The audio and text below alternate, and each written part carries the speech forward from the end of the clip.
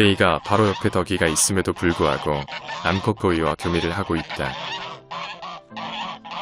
모두가 알다시피 이곳의 대장거위는 덕이이고 그런 덕이는 그레이가 자신의 암컷 거위와 교미하는 것을 굉장히 싫어한다. 그런데 그레이가 교미를 하고 있지만 바로 옆에 있던 덕이는 아무런 제재를 가하지 못하고 그레이도 더 이상 덕이를 무서워하지 않는다. 비가 오던 며칠 전 그레이와 덕이는 또 싸움을 했다. 최근 싸움에서 계속해서 이겼던 그레이와 계속해서 패배했던 덕이 상대의 싸움 스타일을 모두 알아버린 상황에서는 비겁하게 갑자기 뒤에서 공격하지 않는 이상 대부분의 승부는 이미 결정되어 있는 법이다. 너무 쉽게 이겨버린 그날 이후 그레이는 더 이상 덕이를 무서워하지 않게 되었다. 그리고 덕이도 싸움으론 그레이를 이길 수 없다는 걸 알아버린 것인지 쉽게 그레이를 공격하지 못한다. 그런데 상황이 이렇게 되면 그레이가 대장거위가 되어야 하는 게 맞는데 실상은 그렇지가 못하다. 예전에 그레이가 대장거위였던 때에는 무리 내에 마음에 들지 않는 거위가 있으면 철저히 따돌림 당하도록 만들었다. 하지만 지금은 암컷 거위들이 여전히 덕이를 대장거위로 인정하고 있어서 무리 내에서 따돌림 당하지 않고 있다. 그렇지만 무리 내 실질적인 암컷 관리는 그레이가 맡아서 하고 있고 덕이는 그저 바지 사장이 된 듯한 느낌이 든다.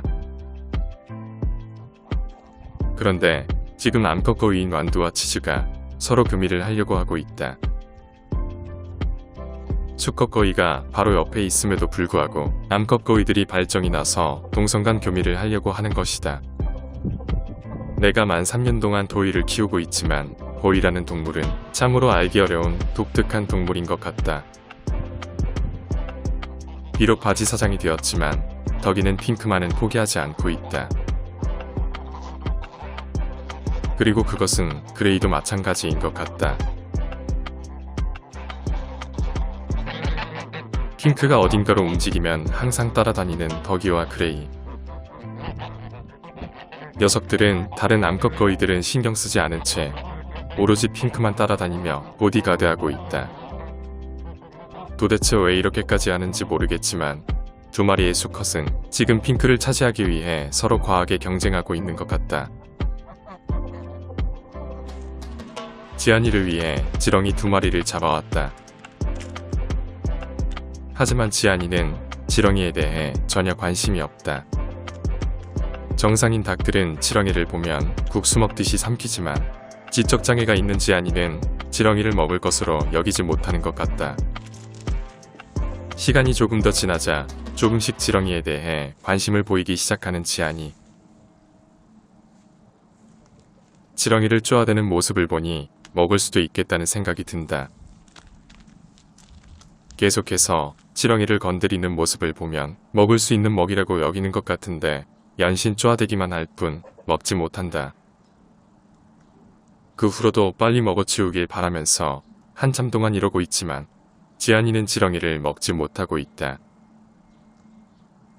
그러는 사이 다른 암탉 한 마리가 나타났다.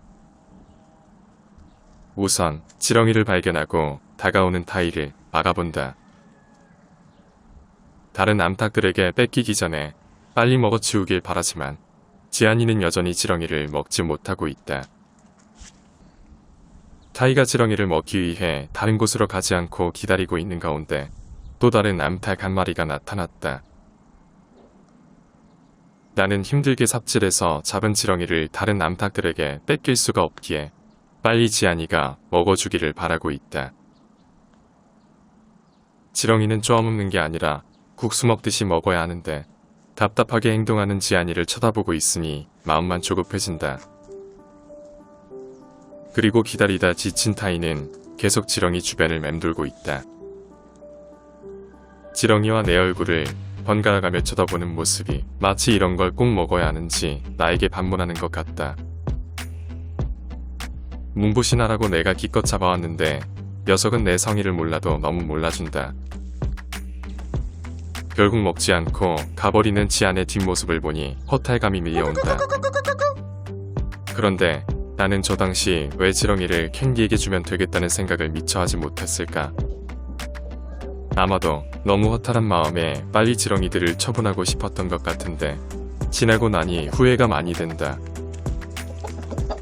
아쉽게도 단 1초도 걸리지 않을 일을 지안이는 무려 30분을 넘게 시간을 끌었다. 캔디가 알을 품기 시작한 지 오늘로 일주일이 지났다. 그 사이 녀석은 닭장 밖으로 나온 건 단 한 차례밖에 없고 계속해서 알을 품는 데 전념하고 있다.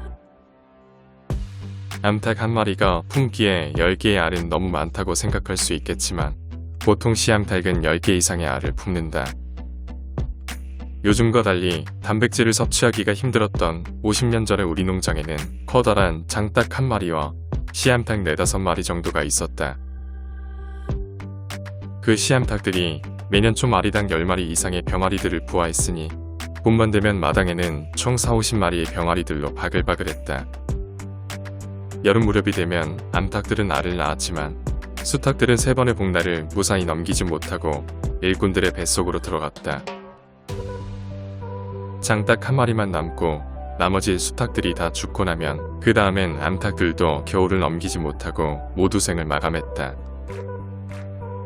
물론 다음에 병아리들을 부화하기 위한 씨암탉 4-5마리를 남겨두는 것은 잊지 않는다. 아주 오래전에는 백년 손님이 처가에 가면 얻어먹는 것이 씨암탉이었다.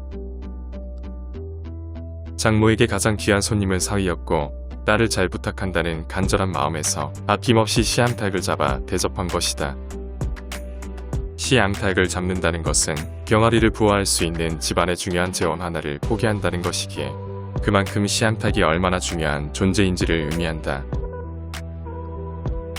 그나저나 캔디가 지금 품고 있는 10개의 알을 검란해보니 모두 유정란인 것 같다. 시작이 너무 좋으니까 뭔가 좋은 결과가 있지 않을까 하는 좋은 예감이 든다. 처음부터 영상 촬영을 못했는데 이 장면은 방금 그레이와의 싸움에서 져서 화가 난 덕이가 옆에 있던 이쁜이와 코비에게 화풀이 하는 모습이다. 솔직히 이제는 덕이와 그레이 둘 중 누가 대장고위인지 정말 모르겠다. 계속 싸움에서 진 덕이는 패자의 모습이 아니고 계속 싸움에서 이긴 그레이는 승자의 모습이 아니기 때문이다. 그런데 한 가지 확실한 것은 둘 다 핑크 옆에만 있기 위해서 애를 쓴다는 점이다. 터무니없는 얘기인 것 같지만 혹시 암컷고위인 핑크가 대장고위인 건 아닐까? 고정관념을 걷어내고 다시 바라보니 그럴 것도 같다는 생각이 든다.